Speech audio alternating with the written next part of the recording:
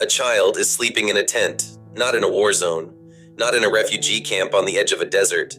In the Netherlands, in one of the wealthiest countries on earth, in a tent in a field, moved from location to location every few weeks because the system that is supposed to protect her cannot decide where she belongs. She is not an exception. By 2025, more than 7,000 minors were living in temporary shelters in the Netherlands. Many moved 4 or 5 times a year, leaving them, in the words of government inspectors, structurally overtired and at risk of lasting developmental harm. AXIAL. And here's the thing that the political debate, the one about Wilders, about D66, about the Fortress Consensus, almost never addresses. This child is not costing the Netherlands nothing. She is costing it a fortune. The Dutch Refugee Settlement Agency, COA, has calculated that regular accommodation costs €30,500 per person per year. Emergency housing, the tents, the sports halls, the converted hotels, costs nearly €70,000. The difference between running a functional system and the chaotic one that exists, €1 billion per year, every year, wasted. Dutchnews.nl. The Netherlands does not have a migration problem. It has a system that costs €1 billion a year extra to keep people trapped, and then uses the visible presence of those people as the reason it cannot fix itself. Welcome to AXIAL documentation. Stay until the end, because the final number is the one that makes this a story about everyone who pays Dutch taxes, not just the people sleeping in the tents. To understand how a country this wealthy, this organized, this proud of its administrative precision, ended up paying €250 a night to house someone in a hotel room that a tourist pays €50 for, you need to understand the architecture of the failure, not the politics, the mechanics. In 2024,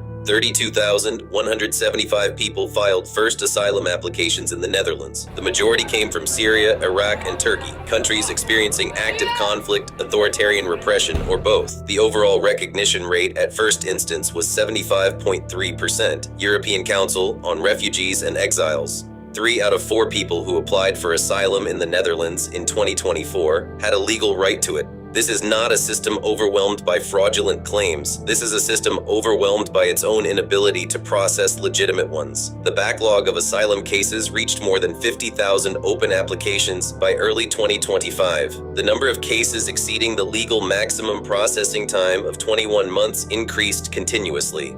European Council on Refugees and Exiles, the IND, the Immigration and Naturalization Service, extended its decision deadline 3 times in 3 years. What is supposed to take 6 months now routinely takes 2 years. And while people wait, in tents, in sports halls, in converted cruise ships, the meter is running at €70,000 per person per year. The Netherlands Court of Audit established that the government has underestimated the budget for asylum reception in 21 of the past 23 years. The budget is not set by what the system needs. It is set by what the ministry's budgetary framework allows. The result, COA operates in permanent crisis mode, constantly closing regular centers when numbers drop and scrambling for emergency locations when they rise. Rekenkamer. This is not bad luck. It is a design choice, and it is one that has been made, unmade, and made again for over 2 decades. Here is the number that every Dutch politician knows, and almost none will say out loud in those precise terms. 20,000 people, right now, today, people who have already been granted asylum, who have legal residency in the Netherlands, who are entitled to a home, stuck in asylum shelters because there are no available homes to move them into. Their accommodation costs €1.5 million per day. NL times, not asylum seekers whose cases are pending, not people waiting for a decision, people who already have the right to stay, trapped in emergency shelters because the housing system and the asylum system have locked each other in a mutual blockade. Refugees with residence permits currently spend an average of 34 weeks in temporary accommodation, waiting for a home. Under the new rules passed in July 2025, which removed their priority status on social housing waiting lists, that period is now expected to stretch into years. The average waiting time for social housing in the Netherlands is 7 years. In Amsterdam, it is longer. Dutchnews.nl. Here's the mechanical consequence. Those 20,000 people with legal residency are occupying beds in asylum centers that are needed for the new people arriving, which means new arrivals go into emergency housing. which costs 70,000 per year instead of 30,500, which adds €1 billion to the annual bill, which is then cited as evidence that immigration is too expensive, which fuels the political pressure to restrict immigration further, which does nothing to move the 20,000 people already there. The loop is complete. The trap is closed. The political debate in the Netherlands has constructed a composite figure: the migrant, a threat, a burden, a statistic, something to be managed, reduced, deterred. The forensic reality is more specific and more uncomfortable for everyone who has been using that composite figure. By the end of 2024, the Netherlands hosted approximately 260,000 refugees, including 120,000 Ukrainians under the EU Temporary Protection Directive, and recognized refugees from Syria, Eritrea, Afghanistan, Iran, Turkey, and Yemen, UNHCR. The Ukrainians are not part of the public debate about migration. They arrived after Russia's invasion, were granted temporary protection automatically, and are generally discussed as a separate category. The political conversation is about the others: the Syrians, the Afghans, the Eritreans, the Iraqis. Who are they? In 2025, the Netherlands received the second highest number of applications from unaccompanied minors in the entire EU. 3,615 children arriving alone, without parents, without family, without anyone. Eurostat Germany was first, the Netherlands was second. In a country currently debating whether to process asylum claims outside EU territory entirely, it received more unaccompanied children per capita than France, Spain, or Italy. Qualitative research published in the Oxford academic journal Refugee Survey Quarterly in 2025 documents what these people experience inside Dutch asylum centers. Researchers describe the shelters as total institutions. Like hospitals and prisons, residents are isolated, restricted, and supervised. Asylum seekers described feeling marginalized, treated disrespectfully, losing their sense of dignity in overcrowded conditions. One interviewee called the shelter a jail, another compared it to living in a stable.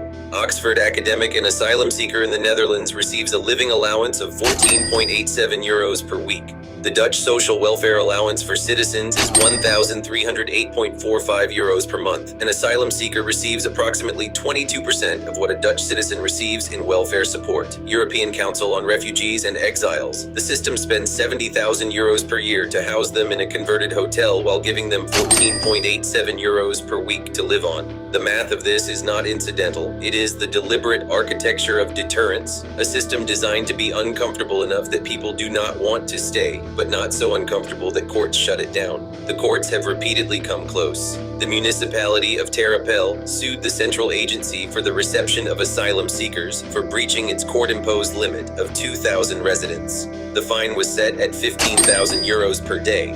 COA paid €1.5 million in fines before the municipality sued again and had the daily fine raised to €50,000.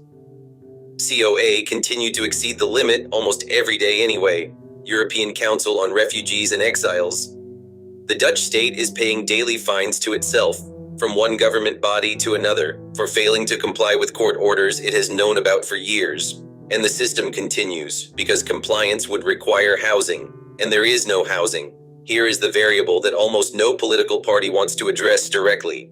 The Dutch asylum crisis is not just a humanitarian failure. It is a revenue stream. A hotel room for an asylum seeker costs Dutch authorities an average of €250 per night. A regular tourist pays less than €50. Hotel chains, holiday parks, and cruise ship rental companies are earning substantial profits from emergency solutions, while the quality of care is often substandard. A transnational investigation by Dutch investigative journalism collective Spit found that a thriving market has emerged where significant profits are made from emergency asylum accommodation. EU Observer. Over €4 billion was budgeted for COA in 2025. The national budget stipulates this must be reduced to €617 million by 2028, a cut of 85%, while the government simultaneously expects fewer asylum seekers to arrive without explaining how that reduction will be achieved. EU Observer, the gap between €4 billion and €617 million is not a policy plan, it is a wish, and wishes do not empty the emergency shelters, move the 20,000 status holders into homes, or stop the fines accumulating at Ter-Apel. The total 2025 budget for the admission and reception of foreigners, including asylum seekers, stands at approximately €9.48 billion. less than 1% of Dutch GDP. Euronews. This is the number quoted as evidence of an unsustainable burden. What it actually represents is the cost of running a deliberately dysfunctional system. A functional one, stable funding, regular centers, faster processing, smooth transitions to housing, would cost significantly less.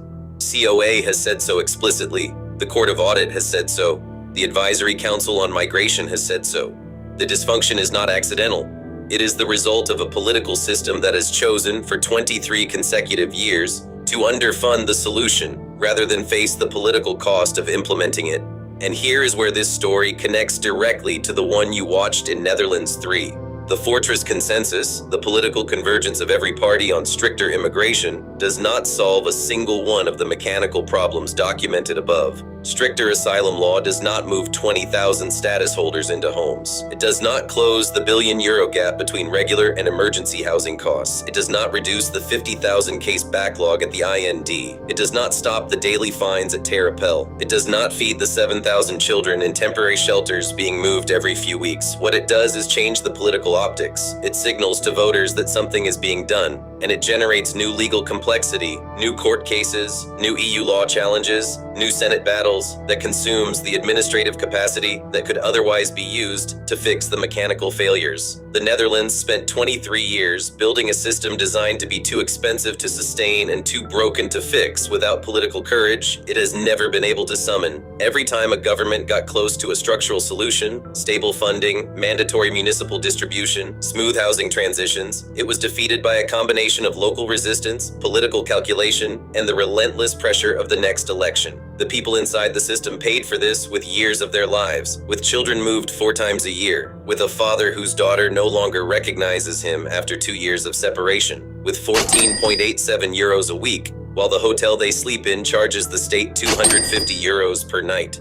And the Dutch taxpayer paid for it with €1 billion per year in unnecessary costs, with 21 consecutive budget underestimates, with daily fines from one government body to another, with a €4 billion annual spend on a system that its own architects say could be run for dramatically less. The Fortress Consensus promises to make the system stricter. It does not promise to make it cheaper, faster, or less cruel, because doing that would require admitting that the crisis was never caused by the people sleeping in the tents. It was caused by the decisions made in the buildings they are not allowed to enter. Behind every statistic is a person trying to rebuild their life after displacement. What they experience is not a temporary emergency, but an erosion of dignity, one that challenges the country's reputation as a defender of human rights. AXIAL, the Netherlands, did not become intolerant. It stopped pretending, and it built a €1 billion industry around the pretending it still does. Logistics secure the future. Mathematics secure the power. Analysis terminated.